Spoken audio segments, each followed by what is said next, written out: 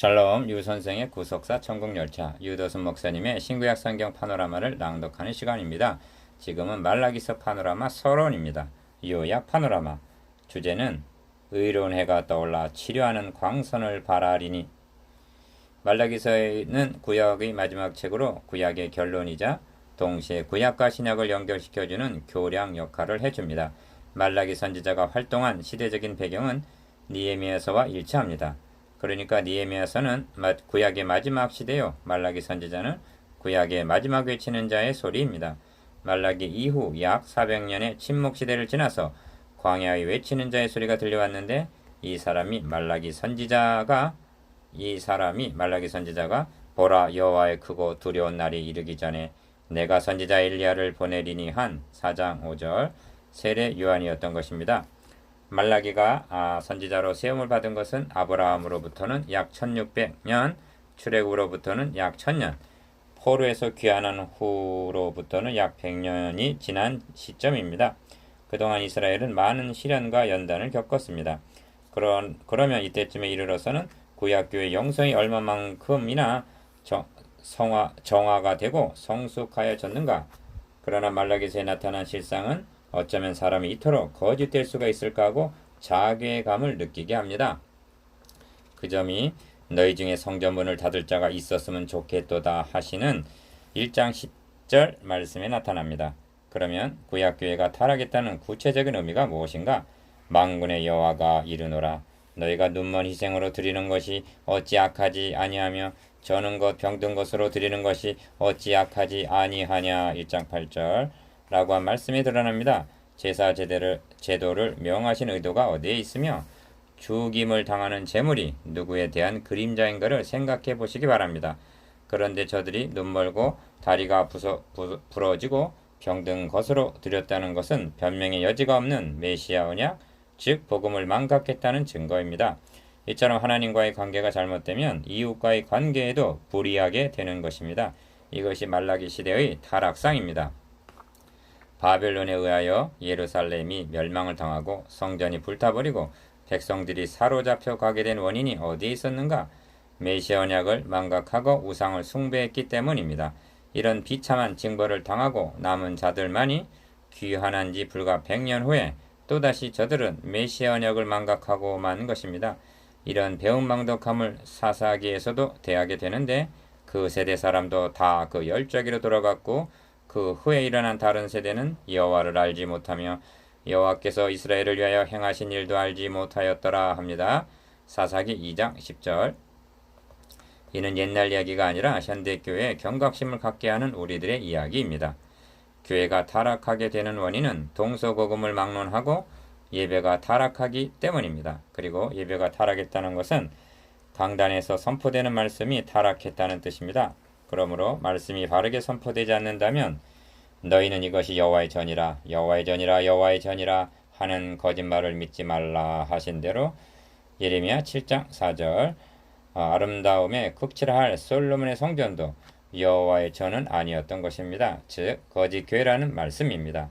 예배란 하나님과의 교제와 교통을 의미하는데 신구약을 막론하고 하나님 존전에서 추방당한 죄인들이 하나님께 나아가 교제를 지속해 나갈 수 있는 방도는 오직 그리스도의 대속적인 중보를 통해서만이 가능하여지는 것입니다. 다른 점이 있다면 구약교회는 생축이 대신 죽는 예표로 주어졌고 신약교회는 실체로 들어졌다는 차이입니다. 이 점에서 예배에 대한 오해가 있는 것으로 여겨집니다. 예배당을 지어도 크고 화려하게 지어야 하고 일천번제를 드리듯이 자주 모이기만 하면 기뻐하시고 그 사람의 신앙이 좋은 것으로 여기는 물량주의가 오늘날도 판을 치고 있습니다. 아닙니다. 교회가 진리의 기둥과 터 위에 세워져 있느냐는 점과 예배의 근거가 되는 예수 그리스도의 구속으로 말미암아에 연결되어 있느냐에 달려 있는 것입니다. 이 말미암아가 끊어지게 되면 그리스도에게서 끊어지고 은혜에서 떨어진 자로라 하고 말씀합니다.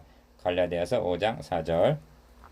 다시 말씀드립니다만 구약교회가 눈먼 것, 저는 것, 병든 1장 8절 제물을 드렸다는 것은 메시아 언약을 망각했다는 단적인 증거입니다.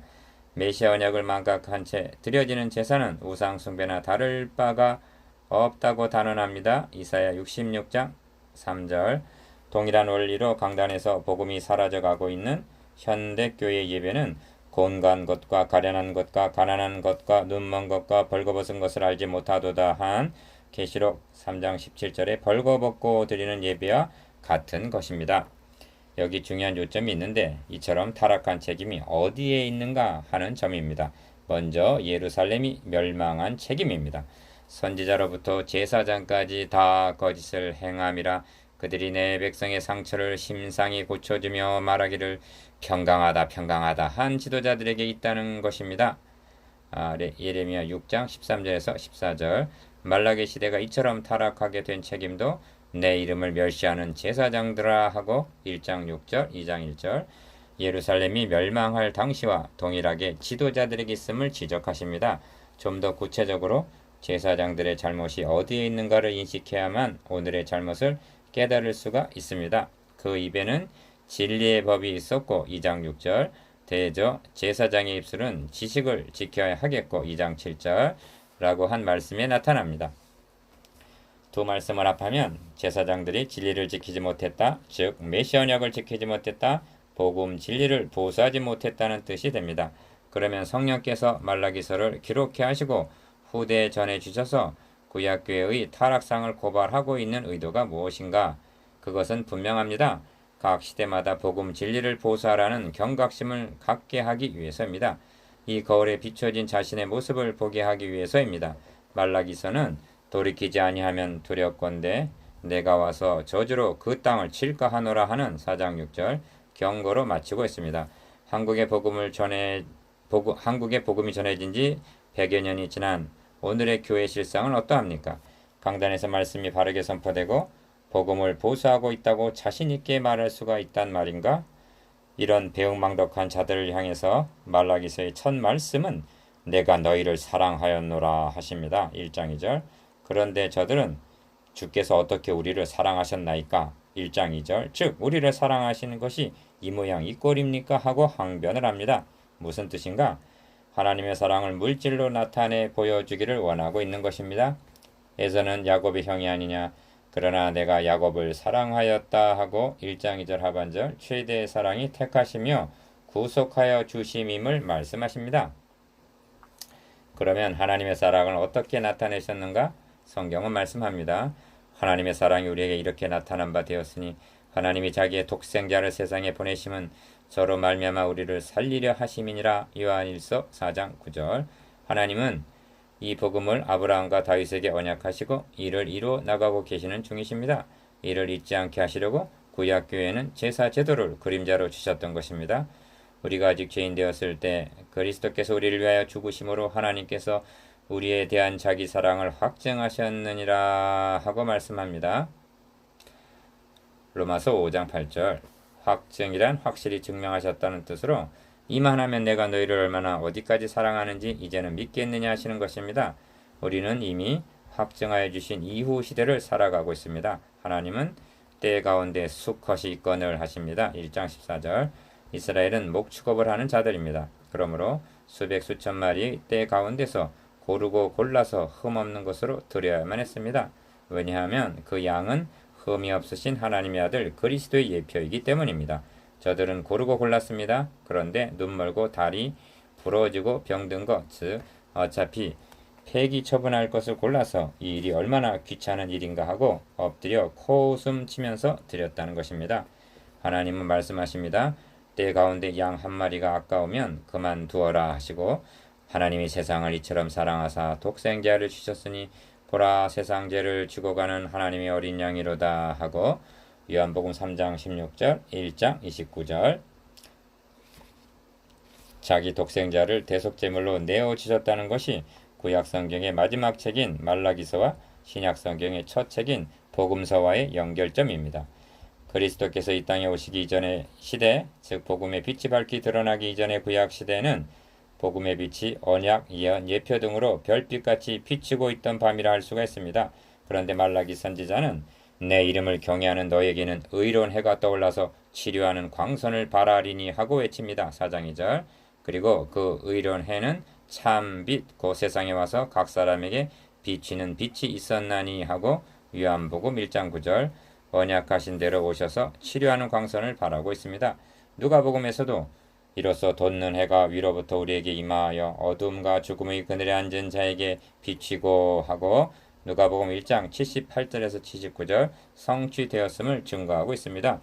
그런데 과연 이 시대는 복음의 빛을 비추고 있는 광명한 낮 시간이란 말인가? 명심해야 할 점은 우리 복음이 가리워선 망하는 자들에게 가리운 것이라 하고 고린도 후서 4장 3절 복음의 빛을 가로막고 있는 자들이 있다는 사실입니다. 그가 누군가? 신구약 시대를 막론하고 교회 지도자들입니다. 내 증인이 되라 하고 세움을 받은 자들이 복음을 증거하지 않는다면 이것이 복음의 빛을 가로막는 것입니다. 당신이 축복의 열을 올리고 있는 그 시간은 하나님의 아들이 우리 죄를 위하여 죽으시고 다시 살아나셨다는 복음을 증거하라고 주어진 시간임을 명심하시기를 바랍니다. 이 모든 배후에는 그 중에 이 세상 신이 믿지 아니하는 자들의 마음을 혼미케 하여 그리스도의 영광의 복음의 광채가 비치지 못하게 함이니 한 고린도후서 4장 4절 사탄이 있다는 사실에 경각심을 가져야만 합니다. 그러므로 마지막으로 유념해야 할 점이 있는데 말라기서에는 6번이나 반복되고 있는 항변이 있다는 점입니다. 어떻게 사랑하셨나이까? 1장 2절 어떻게 멸시하였나이까? 1장 6절 어떻게 괴로우시게 하였나이까? 2장 17절 어떻게 돌아가리까? 3장 7절 어떻게 도적질 하였나이까? 3장 8절 무슨 말로 대적하였나이까? 3장 13절 하고 말끝마다 항변을 합니다. 이는 자신들의 잘못을 모르고 있다는 증거입니다. 지적해 주어도 받아들이지 않을 만큼 강팍해졌음을 의미합니다. 이것이 우리들 특히 목회자들의 치명적인 병폐입니다. 말라기서를 통해서 우리에게 기대하시며 촉구하시는 바가 무엇인가? 주님께서 이루어 주신 구속에 근거하여 신령과 진리로 드리는 예배의 회복입니다. 그리고 내게는 우리 주 예수 그리스도 십자가 외에 결코 자랑할 것이 없다 하는 갈라디아서 6장 14절 복음의 회복입니다. 아멘.